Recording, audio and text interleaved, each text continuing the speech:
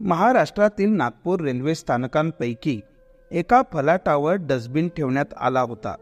आजूबाजूला लोकांची गर्दी जमली होती आणि डस्टबिन जवळ एक व्यक्ती उभी होती. त्याला पाहूनच वाटत होते की तो एक भिकारी आहे. त्याच्या लांब गलिच्छ केसांमुळे आणि घाणेरडे फाटलेले जुने कपडे ही गोष्ट दर्शवत होती की तो इकडे तिकडे फिरत आहे किंवा डस्टबिनच्या आतून काहीतरी खाद्यपदार्थ शोधत आहे. तो डस्टबिनच्या आतून रिकाम्या बाटल्या बाहेर काढतो आणि त्यातील उरलेले लिक्विड पिण्याचा प्रयत्न करीत होता. हे संपूर्ण दृश्य एक रेल्वे पोलीस दुरून पाहत होता, ज्याची ड्युटी त्याच प्लॅटफॉर्मवर होती. आता जेव्हा तो त्या व्यक्तीची अवस्था पाहतो तेव्हा तो रेल्वे पोलीस रेल्वेच्या कॅन्टीनमध्ये जातो आणि तिथून पाण्याची एक बाटली विकत घेतो आणि त्या व्यक्तीला देतो. ती व्यक्ती ती बाटली घेते आणि संपूर्ण बाटली एकाच दमात पिऊन घेतो आणि त्यानंतर त्या पोलिसांचे आभार मानतो आणि म्हणतो की थँक्यू सो मच सर. आता जेव्हा तो पोलीस त्याच्या तोंडून इंग्रजी शब्द ऐकतो आणि खूप चांगल्या उच्चारात बोलताना पाहतो तेव्हा तो हैराण होऊन त्याच्याकडे पाहतो आणि खोल विचारात पडतो. आधी त्याच्या मनात असा विचार येतो की कदाचित तो कोणी CBI अधिकारी आहे जो कोणत्या केसच्या संदर्भात असे वेषांतर करून आला आहे. पण जेव्हा तो त्याच्या शरीराची काळजीपूर्वक तपासणी करतो तेव्हा असे वाटत होते की जणू तो गेल्या 3-4 महिन्यांपासून उपाशी आहे. त्यानंतर तो स्वतःला थांबवू शकत नाही आणि ती व्यक्तीला विचारतो की अरे भाऊ, तू कोण आहेस जो इतका चांगला इंग्रजी बोलतोयस? तेव्हा त्या व्यक्तीने त्याचे नाव रणबीर आहे असे सांगितले. तो म्हणतो की मी नागपूरचाच रहिवासी आहे आणि मी पदवीधर आहे आणि म्हणूनच मला इतके चांगले इंग्रजी बोलता येते. हे ऐकून पोलिसाने त्याला विचारलं की जर तू ग्रॅज्युएशन केलं असेल आणि शिक्षितही आहेस तर मग तू इथे या अवस्थेत का आहेस? त्यावर रणबीर म्हणतो की त्यामागे एक दीर्घ कहाणी आहे. हे ऐकायला थोडा वेळ लागेल. आता त्या पोलीस कर्मचाऱ्याने त्याला स्टेशनच्या विश्रामगृहात नेले. तिथे पोहोचल्यानंतर त्याने रणबीरसाठी जेवणाची ऑर्डर दिली आणि रणबीरने बसून जेवण केले. आता जेवल्यानंतर तो पोलीस त्याला म्हणाला की जर तुला फ्रेश व्हायचं असेल तर फ्रेश होऊन ये, मग मी तुझी कहाणी संपूर्ण ऐकून घेईन. आता त्या पोलिसाच्या मनात रणबीरची कहाणी जाणून घेण्याची उत्सुकता आणखी वाढली होती. रणबीरने त्याचे खाणे संपवले आणि मग त्याची कहाणी सुरू केली. त्यांनी सांगितले की माझ्या कुटुंबात फक्त मी आणि माझी आईच आहे. माझे बाबा अनेक वर्षांपूर्वीच कुठल्या तरी आजारामुळे आम्हाला कायमचे सोडून देवाघरी निघून गेले आणि आता आईची काळजी घेणारा मीच होतो. ही गोष्ट 2 वर्षांपूर्वीची म्हणजेच 2022ची आहे. मी माझ्या आईसोबत गावी राहत होतो. मी पदवीधर झालो होतो आणि माझी आई माझ्या लग्नाची वाट बघत मनातल्या मनात खूप खुश होत होती. तिलाही वाटत होतं की माझं लग्न झाल्यावर घरात सून येईल आणि कुटुंबात एक सदस्य जोडला जाईल. त्यानंतर रणबीर पुढे म्हणाला की त्यानंतर एके दिवशी मी माझ्या गावातून शहरात गेलो. रणबीरच्या डोळ्यात जुन्या आठवणी ताज्या होत होत्या. पोलीस त्याच्या बोलण्याकडे लक्ष देऊन सर्व काही आवडीने ऐकत होता. रणबीरच्या प्रत्येक शब्दात प्रेमळ भावना आणि सहानुभूती जाणवत होती.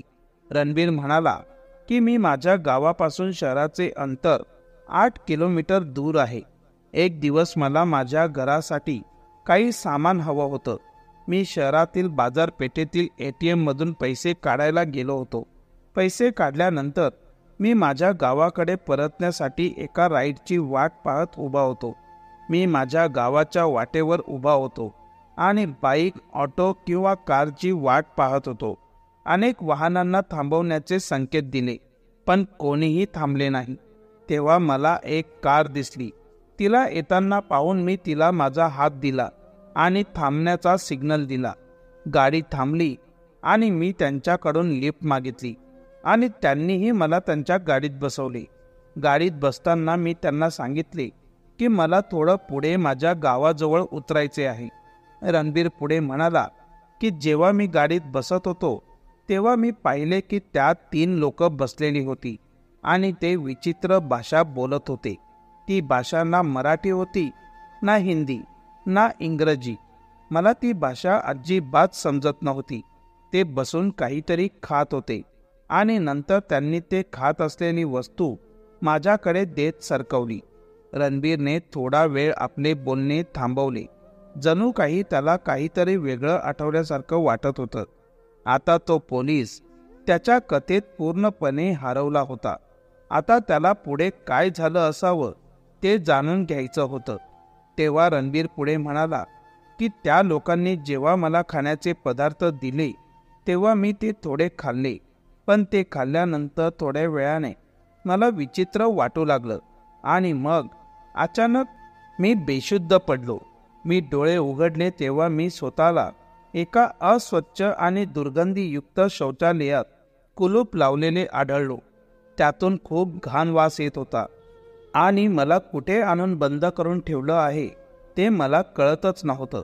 ना माझ्याकडे पैसे होते जे मी ATM मधून काढले होते, ना माझ्याकडे मोबाईल होता, ना माझ्याकडे कोणतेही ओळखपत्र होते. मी घाबरलो आणि मोठमोठ्याने ओरडू लागलो, मला बाहेर काढा, मी इथे कुठे अडकलो आहे. पण कोणीही उत्तर दिले नाही. जेव्हा मी आणखीन मोठ्याने ओरडू लागलो तेव्हा थोड्या वेळाने बाहेरून एक व्यक्ती आला. त्याने दरवाजा उघडला आणि मला पाहताच रागाने माझ्यावर तुटून पडला. त्याने माझ्यावर हल्ला केला आणि त्यानंतर त्याने मला बेदम मारहाण करण्यास सुरुवात केली. मला वेदना होईपर्यंत मारत राहिला. सांगता सांगता रणवीरचे डोळे भरून आले. त्या भीषण क्षणाची छबी त्याच्या डोळ्यात स्पष्ट दिसत होती आणि पोलीस त्याची कथा ऐकताना गांभीर्याने विचारात पडला होता. आता जोपर्यंत तो माणूस त्याचे मारणे थांबवत नाही तोपर्यंत मी त्याच्याशी बोलण्याचा प्रयत्न करत होतो. पण ती व्यक्ती ज्या भाषेत बोलत होती ती भाषा मला अजिबात समजत नव्हती. शेवटी मी थकून गप्प बसलो आणि मग तो व्यक्ती तिथून निघून गेला आणि त्याने दरवाजा बंद केला. आता मी खूप परेशान झालो होतो की मी कुठे आहे आणि हे लोक कोण आहेत ज्यांची भाषाही मला कळत नव्हती. त्याच संभ्रमात असताना पुन्हा एकदा त्याच टॉयलेटचा दरवाजा उघडला आणि आता त्या व्यक्तीच्या हातात एक इंजेक्शन होते जे त्याने मला दिले आणि इंजेक्शन देताच मी पुन्हा बेशुद्ध झालो होतो.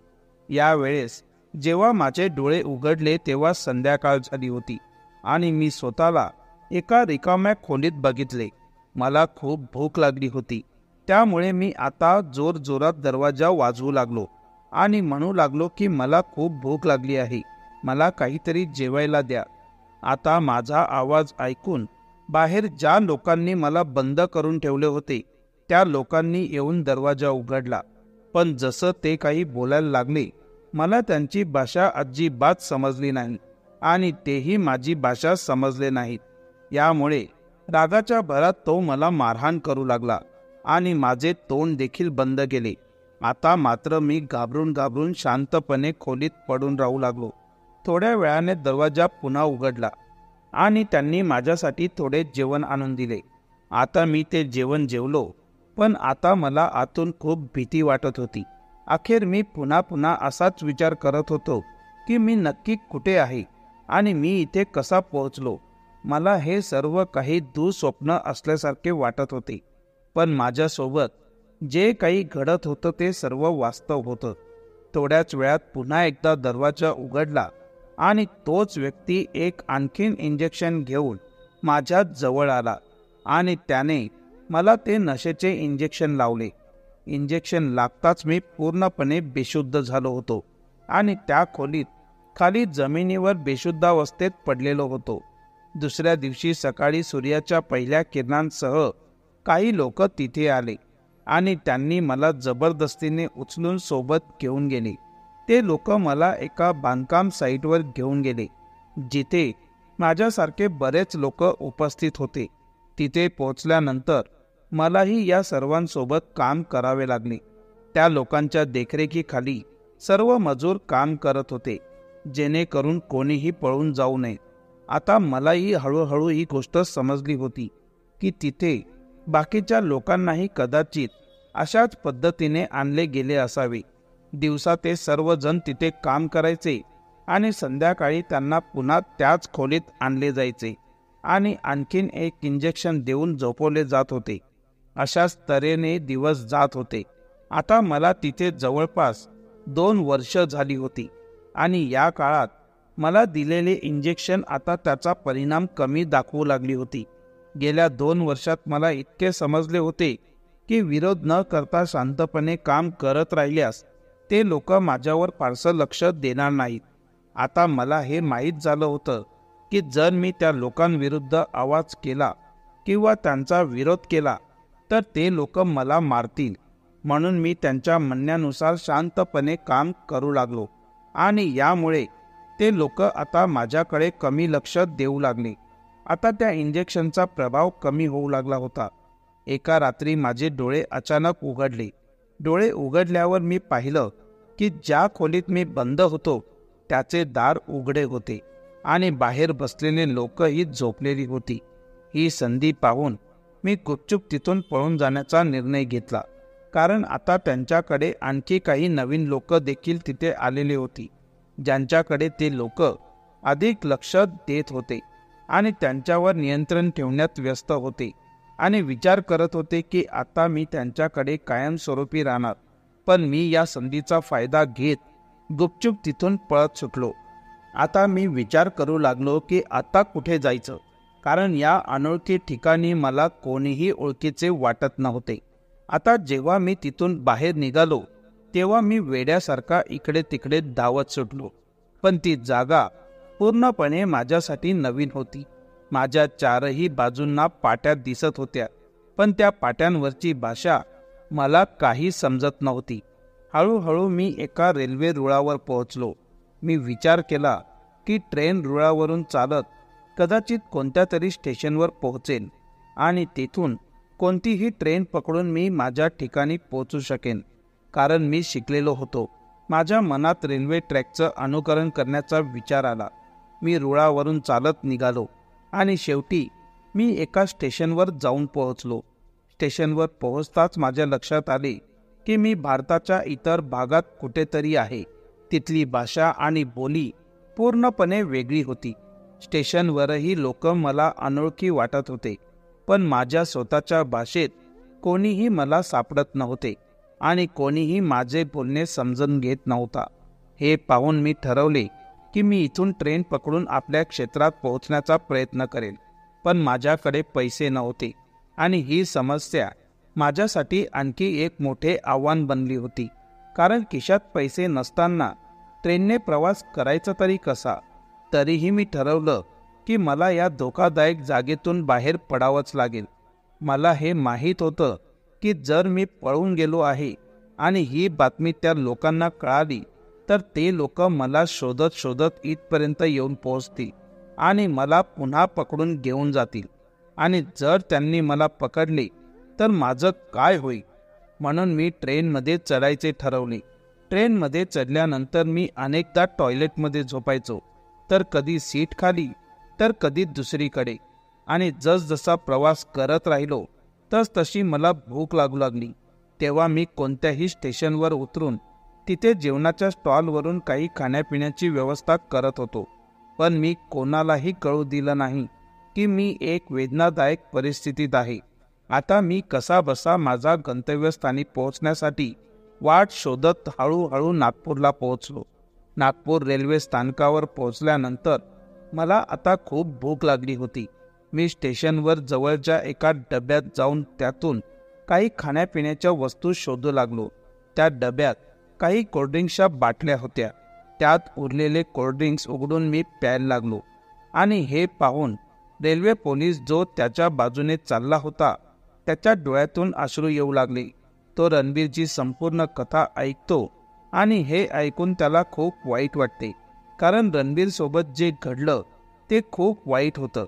जेव्हा रणबीरने त्याची संपूर्ण कहाणी सांगितली तेव्हा त्याची अवस्था पाहून त्या पोलिसाला त्याच्यावर खूप दया आली. तेव्हा त्या रेल्वे पोलिसाने रणबीरला विचारलं की तुला तुझ्या घराचा नंबर आठवतोय का.